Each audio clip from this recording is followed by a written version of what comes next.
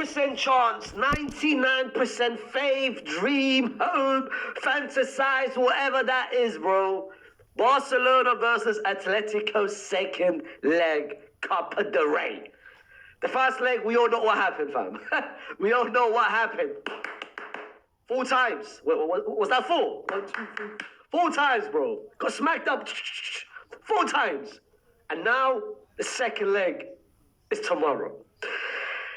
There is a lot to talk about. There's a lot to... Of course, in this video, we'll be talking about the lineup. We'll try to predict the lineup. We'll try to predict how Barca can come back and how Atleti can stop the remontada. And I'll give you my thoughts at the end of the video, whether I actually think Barca can do it or whether they can't do it. We've seen over the past 2 days, ever since Barca beat Villarreal, we've seen a lot of players, by the way. Listen, before we get to all of that, before we start, you guys already know what to do. Like the video right now, hype as well. Subscribe to the channel, and comment your own thoughts. I want everyone, Barca fans, Atleti fans, Madrid fans. If you support neither of those 3, do you think Barca can come back? Let's go straight into it. We've seen a lot, as I said earlier, over the past 2 days, a lot of Barcelona players are coming out and saying the 1% chance, 99% faith. A lot of players are coming out with these kind of posts, these kind of tweets. But it's more, I don't think it's like a hope for the best. Some of the players are low-key confident. Like Bernal said, if they can beat us 4-0, then we can beat them 4-0. Rafinha seems very confident that Barca can come back. Lamine Yamal, when he got asked, we'll see on Tuesday. And that is the number one thing for a remontada to happen. If you go back when Barca had the famous remontada in the Champions League against Paris Saint-Germain, go before the game started and ask all the Barcelona players, the Suarez, the Messis, the Neymars and everyone else, all of them had that kind of mentality and that kind of mindset. And that is how a comeback starts first. It doesn't start with on the pitch. It starts with the mindset.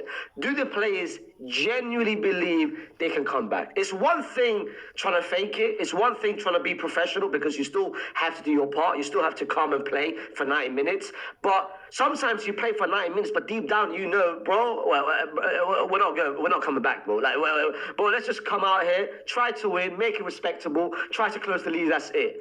But if you think that, you ain't going through because you don't have the mindset of coming back. All you have to do is just play, and then the other team has already won the game before they even played, they haven't kicked a single ball.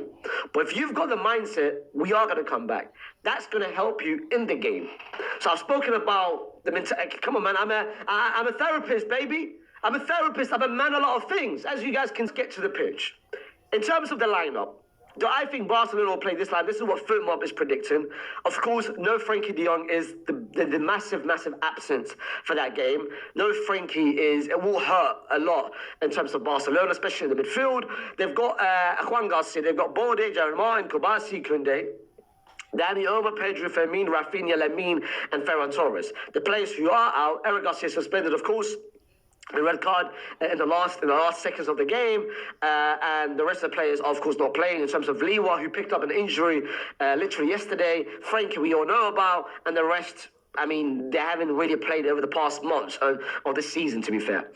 Do I think they'll play with this lineup? I don't. I think playing Dani Olmo will be a mistake because Barcelona need to be very, very careful. They need to be very, very cautious because one goal from Atleti, it will kill the game off. I don't see Barcelona come back by scoring 5 goals if Atleti score 1 or 2. And it's not just 1 or 2. They might get 2. A massive part of why Barcelona won against Villarreal, a massive part of why they won the game before that, I think it was Levante, if I'm not mistaken. Wait, we can check here. Levante, yes. It was because of the appearance and the impact that Marc Bernal had. Marc Bernal has had a good couple of games. Ever since he came back from the injury, of course, he's been slowly getting back into the game, getting back into rhythm, getting back into sharpness. But over the past couple of games, you can see he's managed to hack the intensity. he's now ready to play these kind of games with high intensity, high press and everything. And I think he's done well, especially the game against Villarreal, who's not an easy opponent. He played without Pedri, without Frankie de Jong, and played very good defensively and did very well in the midfield, way better than a Dani Olmo. Dani Olmo's start will be a massive mistake for Barcelona. So if I had to predict an 11, again, he might start because of the name tag, because of how much he cost, but I don't think it'll be the right decision. I think playing a Mark Bernal needs to be the priority, especially from a defensive standpoint. Then the rest is Rafinha, Fermin, Lamine, that's not a surprise. Then the way I look at it, of course, Ferran will play.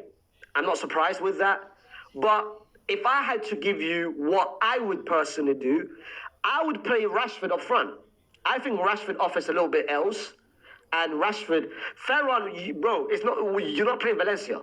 You're not playing Valencia, Ike. If you play Valencia, you can put 11 Ferrans and you will win 11-0. But at the same time, if you play anything but Valencia, Ferran is not giving you nothing. I know he scored in La Liga against Atletico, that last second goal, which really true, the game was done by then. But my point is, I think playing a Rashford might be better, because what you get from that is you have Rashford and Rafinha rotating. Rafinha sometimes likes to find those holes, find those spaces to exploit the balls over the top. He's a very intelligent player, and having someone who can press, especially in the number one, the first person to press, it helps with the rest of the players pressing and helping. So Rashford gives another dimension to the Barcelona. But if Ferran plays, it is what it is. I'm not here to complain, fam. I'm not here to complain. Play the sardine. You know what I mean? Then we look at the Atleti point of view. The way football was saying, they've got Musso, Molina, Pubil, Hanko, Ruggeri, basically the same lineup which they did. The way I look at it, exact same lineup except for Antoine. Do I think Solev will play? I don't think Solev will play this game. I think Antoine will play this game. Is Antoine injured or suspended? No, he's not even suspended. He's not even injured. I think Antoine might play this game. And that's what I would personally do. Because in a game where you're not going to have the ball, Solev is not important. Atleti, they know what to expect. They know the script. The script is for Barcelona is they'll be attacking, pressing early on to get that first goal. So they're going to be under pressure, and I think Atleti knows that. Playing a Solev will not help with anything, because let's say they win the ball, they're not going to rely on Solev with a link-up. Having an Antoine who can drop deep, link up, progress the ball, find the people, the likes of Jorge, the likes of Simeone, the likes of Lookman at the pace will be way more crucial. So I would personally start Antoine in this game and not Solev. Solev, depending on how the game goes, if Barcelona's leading 3-0, comes 70 minute, then boom, bring a Solev for a different game plan, for maybe kill the momentum. But starting Solev is a massive mistake. And I hope El Cholo doesn't do it. I hope Diego doesn't do it. I don't want you to start Solev, because it will kill any sort of transition play for your team. Then let's come in terms of what can Barca do in order for them to come back. The first 15 minutes and the first 20 minutes of the game is the most crucial point of the game. They have to score an early goal. They must score an early goal. And a goal must be scored in the first 15 to 20 minutes in order for a comeback to happen. Bro, they're down by 4 goals. If they come by halftime 0-0 or even 1-0, the remontage is not happening. They need minimum, and I repeat, the bare minimum. The first half needs to end 2-0 minimum. If Atleti manage to escape with a 1-0 loss or draw, the game is done. So the first 15 to 20 minutes is the most crucial part of this game. On top of that, Barcelona needs to be careful, because as much as they're going to attack, they're going to press, they're going to be very high in terms of Atleti's side, in terms of Atleti's box. The final third action is going to be crazy for Barcelona. We're going to see a lot. The high line, I expect to be in the halfway line or even above that on that case. But you need to be careful, because bro, Atleti can easily counter that with one little goal over the top, as we witnessed in the first leg. Balde playing as good as he was in the last game against Villarreal, which was a improvement. he needs to be careful because what Atletico are going to do, they're going to target that right-hand side. They scored about 4 goals from that right-hand side in the first leg. And yes, they beat Levante, they beat Villarreal, but both teams still had moments. Both Levante and Villarreal still had moments and chances to create and to score against Barcelona. So that's why I don't trust Hansi Flick with the high line. I genuinely don't. If Hansi Flick are being careful, if Hansi Flick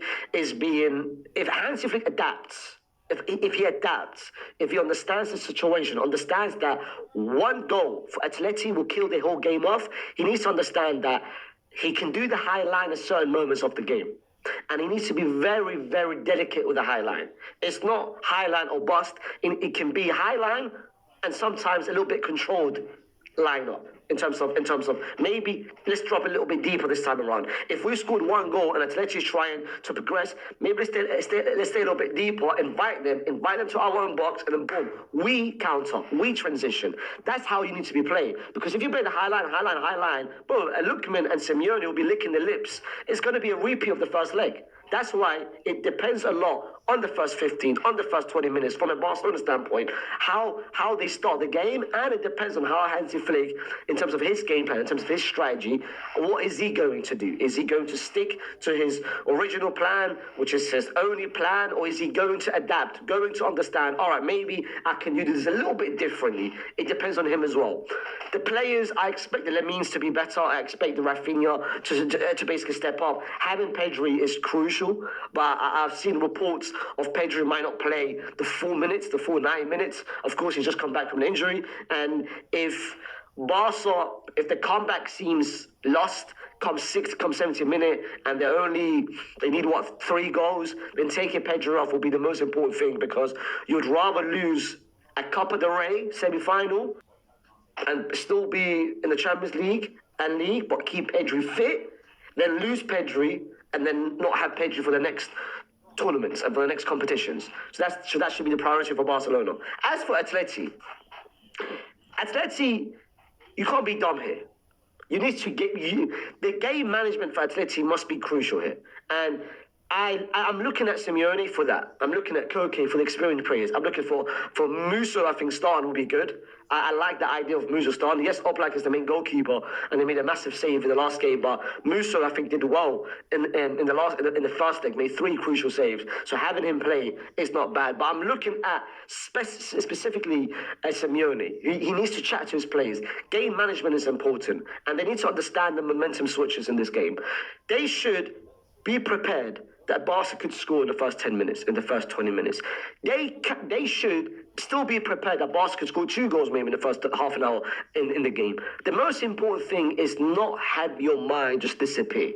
They can't lose their heads because bro, one of the biggest reasons why I will always say this, the PSG Barcelona remontada, of course, there's a lot of course, it's the most iconic remontada in Champions League history. Of course, some may say it's the refereeing, some may say it's a lot of things. One of the components of that remontada is the PSG players losing their heads. The moment Neymar scored that free kick, and I always say this, the moment Neymar scored that free kick, the Barcelona players knew that they'll win the game. And the PSG players, you could see their heads, they knew the game was done. I need... If the first goal, because Barca will score. Okay, Atleti, I hope you understand that. You have to manage your own expectations. Barca will score, and they might score 2 or they might score 3. But if that happens, how are you going to respond to that? How are you going to cope with that? You can still be, calm, don't worry, we expected this. If you have that kind of mindset, of course, it's easier said than done. I'm not expecting for them to have that mindset, but they need to. They need to in order for them to come back. Because if they lose their heads after the first goal, bro, Barca's got them exactly where they want them. And that is the moment their heads is gone for them. Even for the first goal, boom, the second goal comes quicker than you think. The third and the fourth and the remontada is pretty much done. My expectation is, I don't trust Atleti. I'm going to be so real. I genuinely don't trust Atleti. You've got people who hasn't watched La Liga, people who hasn't watched Atleti for the past 3, 4, 5 years, come out and say we're going to see Simeone with the haram ball. If you still think Simeone plays haram ball and defensive ball and doesn't attack in 2026, then brother, you're a casual. You don't watch La Liga, you don't watch Atleti. You haven't watched them since arguably maybe 2018, where you thought they played that kind of ball. They've changed completely. They are now way more attacking than they are defensively. The point is, I don't trust Atleti for them to keep their heads up when they concede the first goal, when they concede the second goal, when they concede the third goal. But at the same time, I don't trust Barca to not concede. Because Barca will concede. Barca will still give Atleti the chances for them, especially with that high line. I don't trust Hansi Flick to adapt. I don't. It will be a massive surprise if it happens. I don't. I think Hansi Flick will play with the same way as he always does. And if that's the case, Atleti will have their moments. Atleti will have the chances to get that crucial goal. Because one goal, if Atleti scores the first goal of the game is done. The game is finished. And it happened in the first in La Liga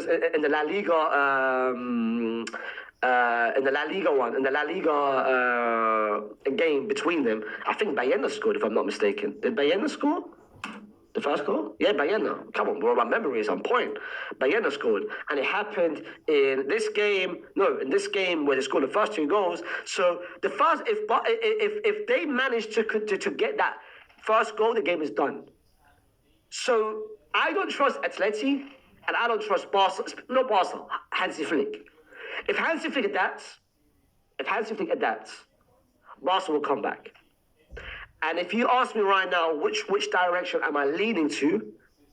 I'm like 60-40. I genuinely think Barca will come back. And that is my prediction for the game. I think Barca will get that first goal, will get that second goal, will get a third, or Atleti will get to make it 2-1, but Barca will still come back and make it 5 or 6. I think Barca will score minimum 4 goals. I think they'll score 4 goals. I don't think the game will go to extra time. I think they'll finish in 9 minutes. So I expect Barca to score 5 goals. Do I think Atleti will score? That's the question. But if you ask for my prediction, whether it goes extra time, it goes penalties, whatever the scenario is, I think Barca will come back. I expect to see Barca in the final. Out of the two, I hate both teams, but I despise Barca way more than I despise Atleti. So if I had to, I'm not supporting no team. Hell no. I'm not going to be saying Opa, whatever them men are, on Visca, whatever them men are. Hell no. But if I had to pick one team which I would rather get to the final, I would rather have Atleti get to the final, because I still think Atleti will lose against Sociedad.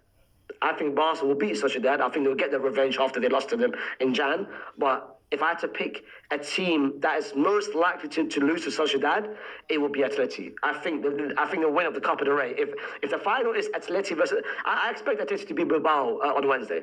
So if the final is Atleti versus Sociedad, Sociedad will win. If the final is Barca Sociedad, Barca will win. So I'd rather have Atleti win this game, but get sacrificed in the final. And for me, it's a win-win. As long as Barca don't win and Atleti don't win, for me, it's a win-win. And that is the best scenario for me personally. But I've given you my thoughts. I think Barca will win, and I think Barca will come back. Put down in the comment section what you guys make of it. Your own, like, what needs to happen for Barca, what needs to happen for Atleti. Put your scenarios, put your predictions down in the comment section. Like I said, subscribe to the channel.